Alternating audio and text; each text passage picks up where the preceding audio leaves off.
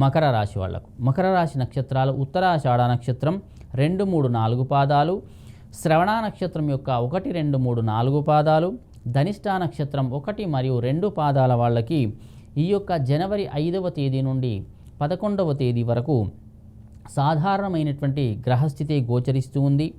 అనుకూల మరియు ప్రతికూల ఫలితాలనేవి చాలా సమానంగా ఉండే అవకాశం ఉంది. ఎంత అనుకూలత ఉందో అంత ప్రతికూలత మాత్రం మీకు గ్రహస్థితిలో గోచరిస్తూ ఉన్నది. మరియు చంద్రబలం శుక్ర యోగం ఉండడం వల్ల మంచి అనుకూల ఫలితాలు ఉంటాయి. మరియు దానికి అది కాకుండా ఏలినాటి శని ఉంది, దానివల్ల కొంత ఇబ్బందులు కలిగే అవకాశం, అంటే ఇలా సమానంగా ఉండే అవకాశం కనిపిస్తూ ఉంది ఈ వారమంతా కూడా.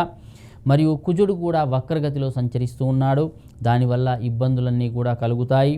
మరియు ఇంట్లో వాళ్ళ యొక్క ఆరోగ్య సమస్యలు అనేవి ఉండడం వల్ల మీరు మానసికంగా కొంత ఇబ్బందులు అనేవి ఉంటాయి. మరియు ధన వ్యయం కూడా ఆ యొక్క ఆరోగ్య సమస్యలకు పెట్టడం వల్ల ధనం అనేది ఖర్చు అధికంగా అవుతుంది. మానసిక ప్రశాంతత అనేది తగ్గే అవకాశాలు కనిపిస్తున్నాయి. ఆందోళనలు మరియు ఆలోచనలు అనేవి ఎక్కువ అవుతాయి. మరియు నిందారోపణలు కూడా మీకు వచ్చే అవకాశం కనిపిస్తూ ఉంది. మీ పాత్ర లేకపోయినా సరే మీరే ఇది చేశారు అనేటువంటి ఒక నింద అనేది మీ మీద పడే అవకాశం కనిపిస్తూ ఉంది. తెలివితేటలతో ఇతరుల యొక్క సహాయ సహకారాలతో వీటిలో నుండి కొంత బయటపడితేనే మంచిది మకర రాశి వాళ్ళు. మరియు మీ తోటి ఉద్యోగుల యొక్క సహాయ సహకారాలతో ఎలా చేయాలంటే ఒక ఆలోచనలు చేస్తేనే మీరు దీంట్లో నుండి బయటపడే అవకాశం కనిపిస్తూ ఉన్నది. ఆరోగ్య సమస్యలు అంతగా మీకు లేవు. మరియు వృత్తి వ్యాపారంలో కూడా చాలా సామాన్యంగానే ఉంది ఈ వారమంతం. విద్యార్థులకు కూడా అంత సానుకూల ఫలితాలు అయితే కనిపించడం లేదు. ధన సహాయం అనేది సమయానికి మాత్రం అందే అవకాశం కనిపిస్తూ ఉంది. బయటి వారితో కొంత మాట పట్టింపులు అనేవి పెరిగే అవకాశం కనిపిస్తూ ఉంది.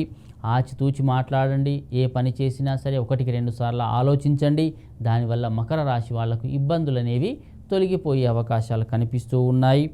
ధనం వ్యయం కూడా ఇతరుల కోసం ధన వ్యయం చేస్తారు, అది తగ్గించుకుంటేనే చాలా మంచిది. అయినా సరే ఇంకా ఏవైనా మీకు ఇబ్బందులు కలిగినట్టయితే ఆంజనేయ స్వామి యొక్క ఆరాధన చెయ్యండి. ఆ యొక్క నుదుటను ఆ సింధూరాన్ని పెట్టుకోండి, దానివల్ల మంచి ఫలితాలు కలుగుతాయి. అదృష్ట సంఖ్య 4.